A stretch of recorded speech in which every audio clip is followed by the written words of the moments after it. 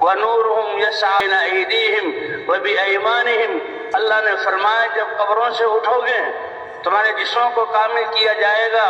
اور تمہیں روحوں کو ڈالا جائے گا تو یہ نور تمہارے ساتھ آ جائے گا اور تمہارے دائیں بائیں اور سامنے چلے گا۔ اس منافق لوگ جو اپنے آپ کو دنیا میں مسلمان کہتے تھے، مسلمانوں کے ساتھ رہتے تھے، لیکن اللہ کے امر کے بارے میں شک اور تردد، پتہ نہیں یہ ٹھیک ہے نہیں ہے، ہوگا نہیں ہوگا، اس طرح رہتے تھے، تو اللہ ان کو اندھا اٹھائیں گے، ان کے ساتھ کوئی روشنی نہیں ہوگی، اندھیرے میں ہوں گے، اور وہ ایمان والوں کے نور کا احساس کر کے وہ سمجھیں گے کہ نور تو ایمان والوں کو ملا۔ آج ان پر حقیقت کھلی ہے کہ کون کامیاب بن کر آیا ہے اور کون ناکام۔ وہ کہیں گے انظرونا، اور ایمان والو اتنی رفتار سے اللہ کے دربار میں جب مت جاؤ، ہمارے بھی انتظار کر لو، ہمیں بھی ساتھ لے لو، کیونکہ ہم بے نور دنیا سے آئے ہیں۔ تو بھی اللہ نے یہ فضل فرمایا۔ ایمان والے کیا کہیں گے؟ ارجعوا وراءکم فالتمسوا نورا،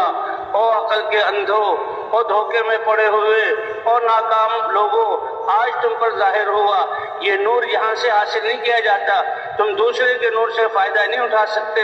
ارجعوا وراءکم، اگر تمہارے بس میں ہے تو واپس دنیا میں لوٹ جاؤ، اور ہرگز لوٹ نہیں سکتے۔ فالتمسوا نورا، نور تو وہاں سے لے کر آؤ، اور وہ لوگ اس بات کو نہیں سمجھیں گے، جو ہی اپنی نظروں کو، گردنوں کو پیچھے موڑیں گے، اللہ فرمائیں گے میں اپنے ایمان والوں اور ان نافرمان کے درمیان ایک حائل قائم کر دوں گا۔ تو جیسے اللہ نے یہ روح ہمیں عطا کی ہے اور روح کی وجہ سے ہمارے جسم کی قیمت ہے، اسی طرح اللہ کے اوامر یہ ہمیں دنیا اور آخرت میں فائدہ دلانے والے ہیں، اور اس کی بنیاد یہ ہدایت کا نور ہے۔ ہدایت سب سے پہلی ضرورت ہماری اور سب سے پہلی ہماری حاجت ہے۔ اس لیے قیامت کے میدان میں اللہ کے رسول صلی اللہ علیہ وسلم نے ایک حدیث میں دو مناظر جو ہیں ہمارے سامنے کھینچے کہ سارے بادشاہ، سارے انجینئر، سارے سائنسدان اور سارے انسان، سب زمیندار، سارے موجود ہوں گے، فرشتے اور جنات بھی موجود ہوں گے۔ ان کے سامنے اللہ کے رسول نے فرمایا یؤتی باشد الناس بؤسا یؤتی بانم اہل الارض من اہل النار علی رؤوس الخلائق، کہ اس پوری انسانی تاریخ اور انسانوں کے لشکر میں سے وہ جو سب سے زیادہ دنیا میں نعمتوں میں رہا ہوگا، اللہ نے ساری نعمتیں دی لیکن وہ بیچارہ اللہ کو نہ پہچان سکا اور ایمان کا نور اس میں نہیں تھا، اس کو سب سے پہلے سب کے سامنے لایا جائے گا۔ ساری دنیا کے انسان دیکھیں گے، اوہو یہ دنیا کے اعتبار سے اور دنیا والوں کے سامنے یہ اتنا کامیاب انسان کہ ساری دنیا کی نعمتیں اس نے لے لی لیکن اس کے پاس ہدایت کا نور نہیں ہے۔ اللہ فرمائیں گے اے جبرائیل اس کو جاؤ، جو اس کا ٹھکانہ ہے یہاں پر جہنم، اس کے جہنم کے شعلوں میں ایک غوطہ دے کر لے آؤ۔ جبرائیل علیہ السلام اپنی رفتار سے جا کر اور ایک غوطہ دے کر اس کو لائیں گے اور سامنے کھڑا کیا جائے گا، اور اب سوال کیا جائے گا۔ اللہ کیا پوچھیں گے؟ اے میرے بندے بتاؤ هل مر بک نعیم قط، کوئی نعمت استعمال کرنا، مالک بننا، اس کا فائدہ اٹھانا تو دور کی بات ہے، کوئی نعمت تمہارے سامنے سے گزری بھی ہو، کوئی اس نعمت کو دیکھ کر تمہارے دل کو خوشی ہوئی ہو؟ وَهَلْ رَأَيْتَ خَيْرًا قَطْ، کیا دنیا کی زندگی میں تم نے کوئی سکھ اور بھلائی بھی دیکھی ہے؟ لیکن جہنم کے شعلوں کے ایک جھونکے کی وجہ سے اتنے عذاب اور تکلیف میں ہوگا، پوری روئے زمین کے سامنے، جو کہ پورے انسانوں میدان محشر کے سامنے، پورے میدان محشر کے سامنے جو دیکھ رہے ہیں کہ یہ دنیا کا کامیاب ترین انسان ہے، قسم کھا کر کہے گا اتنی تکلیف میں ہوں میں، میرے سامنے سے تو کوئی نعمت بھی نہیں گزری اور میں نے تو کبھی سکھ کا سانس بھی نہیں لیا۔ اللہ بتلا دیں گے دیکھو یہ ہے اس کی کمائی اور یہ ہے دنیا کی قیمت کہ جس کا یہ مالک بن کر آیا تھا، اور فیصلہ ہوگا کہ اس کو ہمیشہ کے لیے اس جہنم میں ڈال دو۔ اللہ ہماری حفاظت فرمائے۔ اور پھر اسی پر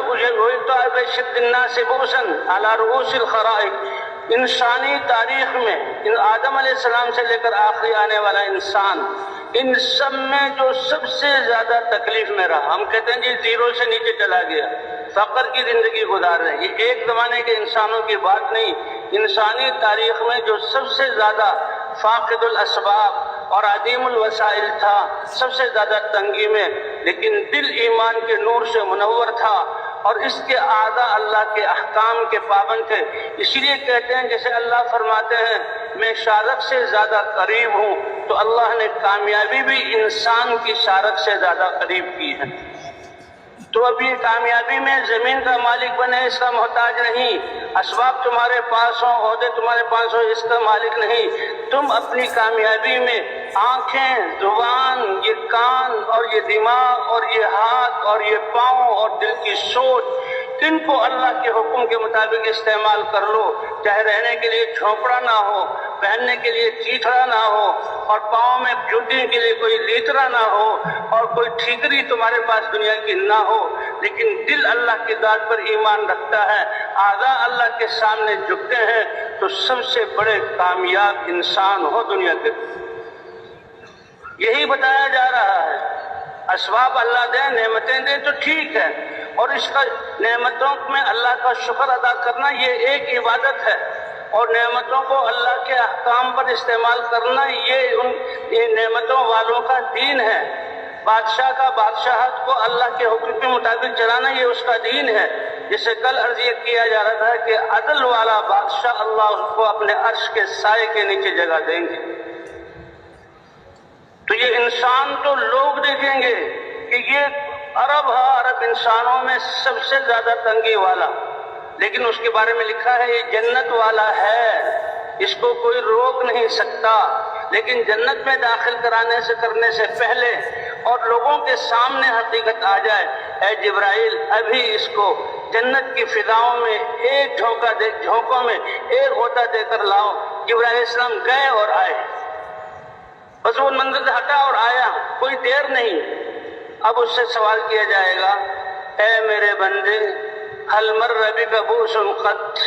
کوئی تکلیف، بیماری، کوئی دکھ اور درد کبھی تمہارے سامنے سے گزرا بھی ہے؟ پہنچا نہیں، گزرا بھی ہے۔ وَهَلْ رَأَيْتَ شِدَّةً قَطْ، کبھی کوئی تنگی اور سختی دیکھی بھی ہے؟ وہ اس جھونکے کے لگنے کی وجہ سے اتنی راحت اس کو نصیب ہوگی، وہ دنیا کی ساری تکلیفیں بھول جائے گا، اس کے ذہن سے سکرین سے سب ختم ہو جائے گا، اور وہ سب سے زیادہ اپنے آپ کو آرام میں سمجھے گا۔ اس لیے حق کہے گا اے رب العالمین، نہ میرے سامنے سے کوئی تکلیف گزری ہے اور نہ مجھے کوئی سختی پہنچی ہے۔ اللہ فرمائیں گے سب پہنچی تھی، لیکن آج تم ایمان لے کر آئے ہو، ایمان کو لے کر آئے ہو، اس لیے جنت کی ہواؤں نے تمہیں سب کچھ بھلا دیا۔ اور اے نیک وقت انسان، جس جنت کے جھونکوں نے تمہیں اتنا خوش کر دیا، اب ہمیشہ ہمیشہ اس جنت کی نعمتوں میں رہنا، یہ تمہارا مقدر